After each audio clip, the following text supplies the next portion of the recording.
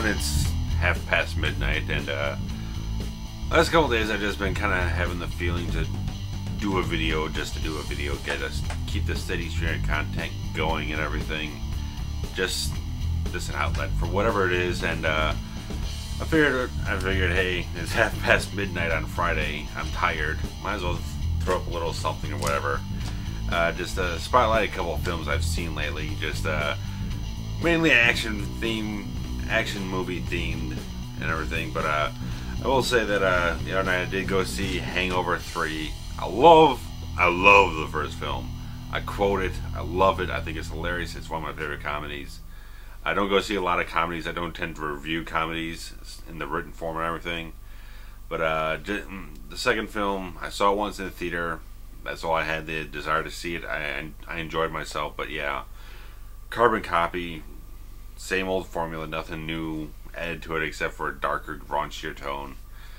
This third film, I enjoyed it. I laughed consistently in the film, but within 24 hours I haven't seen it. It was forgettable. There's nothing memorable about the film, nothing quotable.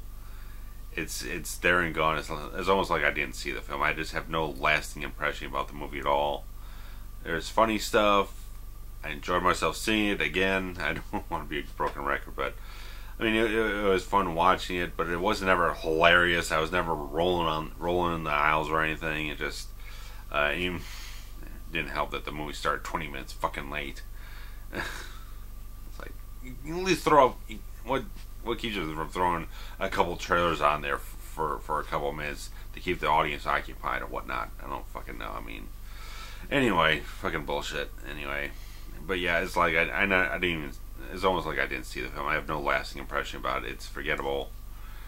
You can get a couple laughs out of it. Some people are not getting any laughs out of it. It's good that this franchise is over with. No fourth film. Well, the most hilarious scene in the whole film, which is the only real hilarious scene, was the last thing, and the very last scene, which happens like 30 seconds after the credits start, is the only thing that actually has any semblance to the formula of the series, because it's the Hangover 3 breaks the formula. It's like a comedic thriller type of thing, and I'm not going to get into it, but basically that's my impressions of the film.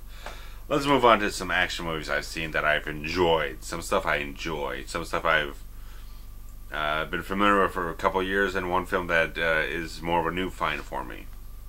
And I'm going to start out with that one here. And the film is called Shakedown. It's from 1988. It stars Peter Weller. I loved this film. This thing is exciting. Peter Weller is absolutely amazing in this film. He is charismatic.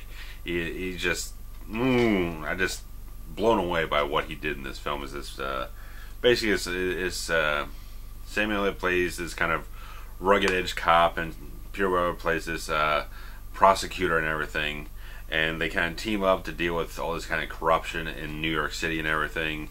And it's a great action film. I loved it. The action scenes have a lot of punch, a lot of kind of extra beats at the end of the thing, just give it that unique impact, that memorable impact and everything. A lot of great action sequences with chase scenes, a lot of gunplay. It's a great film. It's got a lot of charisma, a lot of energy.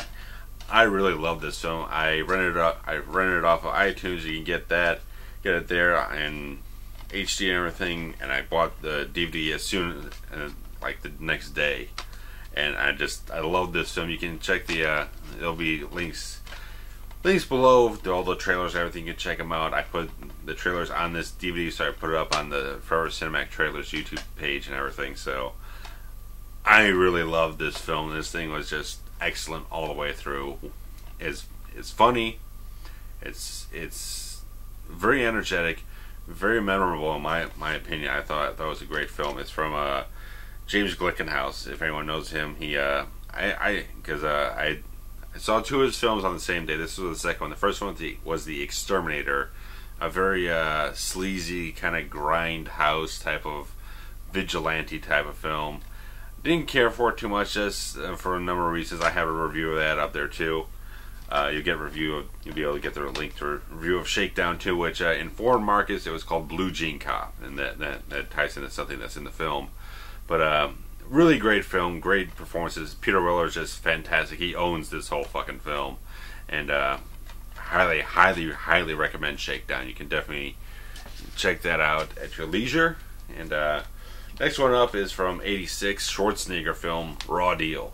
This is a film I owned all the way back on a VHS widescreen clamshell, and this is a Schwarzenegger film that's kind of slipped through the cracks and whatnot. Not people talk about it, not only people mention it and whatnot.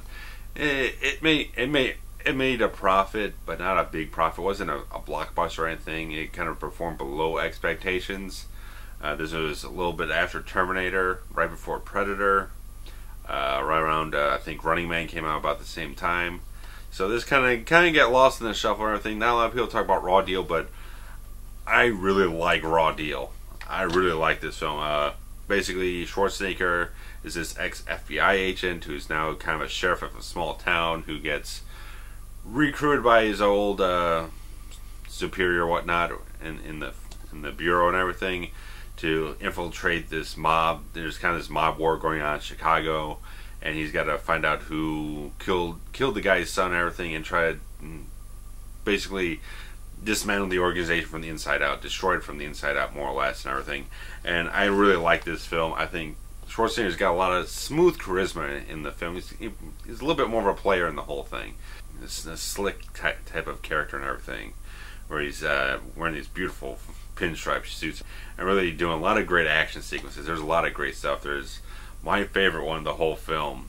The only thing close to a spoiler, which is not a big spoiler, but my favorite action scene in this film is that Schwarzenegger, he does this whole arming up sequence. He throws on this great leather jacket and everything. He's got guns of all kinds. He's got a convertible. He shoots out and kicks out the windshield in his convertible. He throws on the Rolling Stones Satisfaction. He adds his own soundtrack to his own action scene in the film. It's not something that just plays over the soundtrack of the movie. This is something that the character actually puts in the tape deck on the car, blares it, and goes around shooting people in this quarry and everything. It just, oh man, that only Schwarzenegger could pull that off and make it that fucking awesome. And I think it's a really great film. I really like it. I think it's a really enjoyable, entertaining film that I don't think gets quite enough credit. It's not fantastic. It's not one of his absolute best works, but it's a very enjoyable film. Raw Deal. It's a really good piece of work. I really like it, and you should definitely check it out. I think you quite enjoy it and everything. It was shot on location in Chicago, so it's kind of nice to go and see that 1980s Chicago. It was a little not as developed as it is today. I mean, I'm not saying it's like I mean, there's been a lot of changes in Chicago over the last 25 years and whatnot. So it's nice to kind of go back and see a little bit how the city was back then and everything, and get that kind of feel for it. So Raw Deal with Schwarzenegger. It's also got Robert Davi, who's also another film I'm going to mention here. But Robert Davi, he plays this kind of mob enforcer or whatnot that he gets teamed up with when he infiltrates the organization, and it's a nice pairing and whatnot. It's a lot of good stuff in the film. A lot of good stuff. Well, there's one other name. I mean, you got Stephen Hill from Law and Order, Darren McGavin, and Sam Wanamaker. There's a lot of great talent in the film that you should definitely give it a chance if you haven't seen Raw Deal. So now, next up, we got the Punisher franchise. In the movie franchise has been less than successful overall.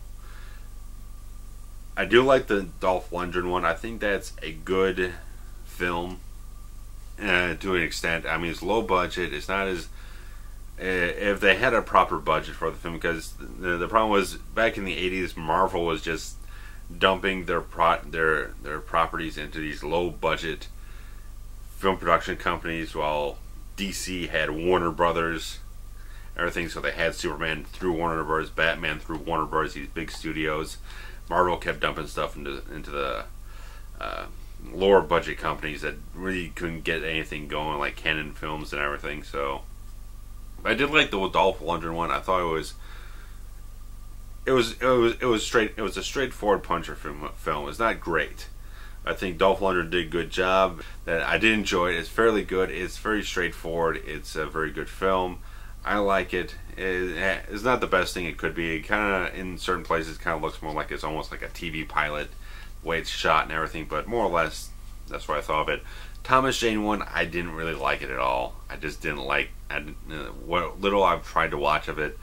I don't like the tone. Don't like they put it in Tampa, Florida, when of any Marvel character, the Punisher is the most New York of anything. That the setting of New York, that urban environment of New York, of Manhattan, fits the Punisher. That is his realm. That grit, urban environment is the Punisher. And to put him into sunny Southern California, where it's probably 90 degrees with 98% humidity, he's walking around with a black leather jacket. I mean, just there alone, that's stupid. I didn't like the tone the thing went for. I couldn't even, when I saw John Travolta as the villain, it's like, that doesn't sell it for me. And all this other stuff, I didn't like. I didn't like any bit of anything I saw in that film. I didn't like it a bit. But Punisher Warzone, I love this fucking movie. This is actually the movie that inspired me to actually try to do P.I. Dangerous. Because when I saw this motivated me to write that script to try to get that movie made. And I think Ray Stevenson is the best Punisher we have had to date. Now, with the villains in the film, from Dominic West and everything, really goofy, campy. I didn't like it. I didn't like their part of the film, because they cheesed it up, they camped it up. It felt like it didn't mesh the tone of what everything that was Frank Castle's end of the film, which was very dramatic, very serious, very emotionally based, very dark, gritty, and everything. Everything involving Ray Stevenson as the Punisher in this film is excellent in my view. Everything that revolves around him, everything that's directly involving him, I think is fantastic. I think this is the best Punisher film they have ever made. The film rights have reverted back to Marvel Studios, so I don't see Marvel Studios doing a Punisher film, since they're very much into much more of a family-friendly environment and not dark, gritty, R-rated fare. More than likely, they're probably going to kind of sell the rights off to another studio. That's what I would imagine. But I really, really, really, really love Punisher Warzone. I hate that Lionsgate dumped it in fucking December with a minimal amount of marketing push, because at the time they were putting all their money and effort, all their marketing muscle behind The Spirit, which was a complete fucking bomb at the end of December and everything. And from all accounts I've heard, it's a fucking terrible movie. And just like, this deserved better than what it got in a theatrical release. It didn't make a profit. It's not been a successful film. But I really, really love this film. You can read my full review of it with all these other films down below, from the links in the description and everything. But Punisher Warzone, what else can I say? This is gritty, action-packed, just no holds barred, goes all the way. I love how the film is shot. It's got this kind of vibrant color scheme, but it's also dark and gritty, and it just got this very unique style to it that I think is just very fantastic. And beyond just Stevenson, there's a lot of great performances. Julie Benz, who you might know from Angel and Buffy and the last Rambo movie, she's in there. She does a fantastic job. There's a lot of great talent in this film that I think is really worthwhile to see. If you like The Punisher, you didn't see this film for whatever reason, I think you should give it a shot. I really, really think you should, because it's not perfect, because like I said, the villain of Jigsaw, played by Dominic West, after he becomes Jigsaw, gets disfigured and everything, really kind of goes down a campy road and everything, especially as the film progresses. So it's like, didn't like that aspect too much. But once you got Ray Stevenson on screen, the film is just spectacular. Trying to find the right word there, but I think it's spectacular. It's one of the better action films I've seen in the last several years, and I'm sad that we might not see Stevenson again as the Punisher, but you never know. But I don't know. If whoever decides to do another Punisher film, they're probably going to do their own thing, clean slate, just go at it their own direction without any ties to anything that wasn't successful in the past. I did see that Thomas Jane short film that came out like last year or whatnot, Dirty Laundry, where it's, and I don't think they don't overtly say that it's the Punisher, Frank Castle or whatnot, but that's the way it's been promoted. That's the intention of the whole thing. I thought it was pretty good.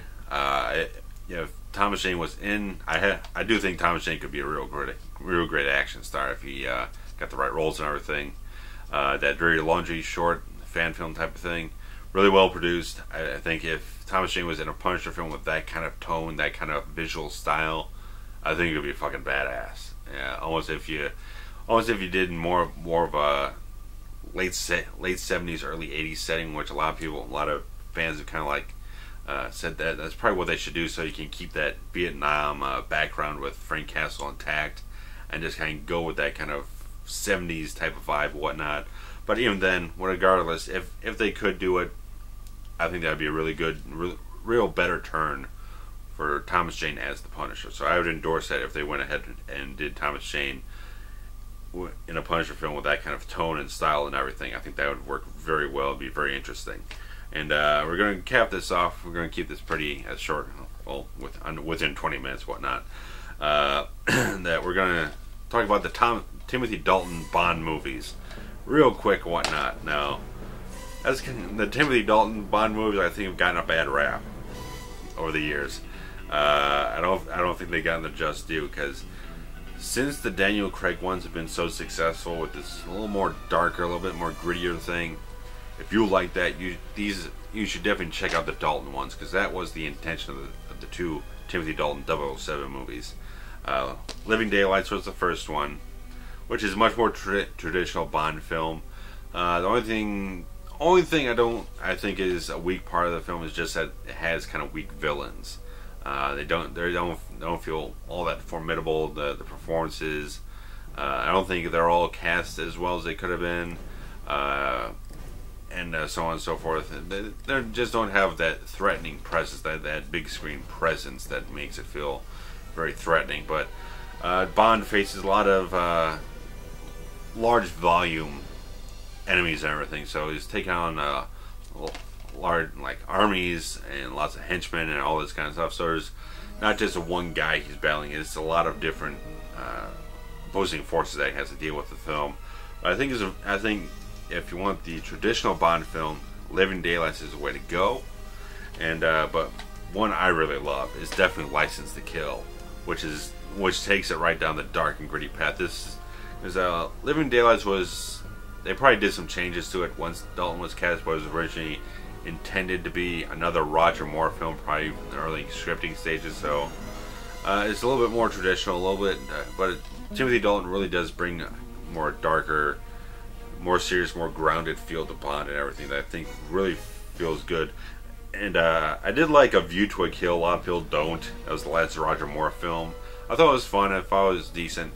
Probably not, certainly probably not Moore's strongest entry at all, but I thought it was fine. But you jump from A View to a Kill to A Living Daylights, you see this fresh injection of energy and life and possibility into the franchise, where you got this much more able-bodied younger guy in the role who can do a lot more action, a lot more physicality. It just really shows through on the screen that you got this more able-bodied guy to do these things that's got a little different take, a little more grounded, a little bit more back to the source of what Ian Fleming was doing with the character in his original works and everything. But License to Kill is straight up revenge film, and I absolutely love it. Some people say it's a little bit too Miami Vice-like, with its drug dealer, cartel, DEA kind of plot and everything. And but for my money, Robert Davi, who is this is the second film I'm featuring of his in the spotlight, is one of my favorite Bond villains in Sanchez. He has got such a goddamn awesome presence in this film, and I just like the fact that this is more dark. It's not dark, but it's more driven, it's more focused, it's more determined. It's Bond being much more personal than he's ever been before. He's out for revenge because his friend Felix Leiter, who's been portrayed in a couple different people throughout the franchise and everything. He gets partially fed to a shark by Sanchez and everything, and partially crippled and everything. And Bond goes on this mission of revenge. He goes against MI6 and everything. He's supposed to have his license to kill revoked and all that kind of stuff. And he just goes rogue and everything. I think it's a fantastic film. Just a lot of great action. It's still entertaining, still exhilarating and everything, but it's still got that dark tinge and everything, that much more personal drive for Bond and everything. It's much more emotionally driven and invested in the whole thing. But it's got a lot of great action. I really loved it. I really love the inventiveness of the film. There's a lot of water ski stuff. There's the opening sequence alone where Bond is jumping down from a helicopter onto an airplane to get Sanchez. It's a lot of great stuff. I think it's a really, really good Bond film. If you want to go with more of the dark, more of the grittier stuff and everything, Dalton does a really great job. I don't think Dalton, though, never got the chance to do his quintessential Bond film. Kind of like with Pierce Brosnan. I don't think he got to do his quintessential one. Brosnan had a lot of good. I think GoldenEye is his best entry, but I don't think he quite got the perfect Bond film for himself. So Dalton, I'm a big fan of his Bond and everything. I think he did a really great job. I think he put a lot of great energy and freshness into the franchise that didn't really come back in box office takes, because License to Kill was released in the summer of 1989, which had Batman and Indiana Jones' Last Crusade, Lethal Weapon 2, Ghostbusters 2, a whole bunch of stuff. It was like one of the biggest summers up to that point for box office and everything. So a lot of things got thrown under the bus. A lot of things got squashed. A lot of films were not successful because there were just so many big blockbusters coming out. And this was one of the films that didn't quite make it.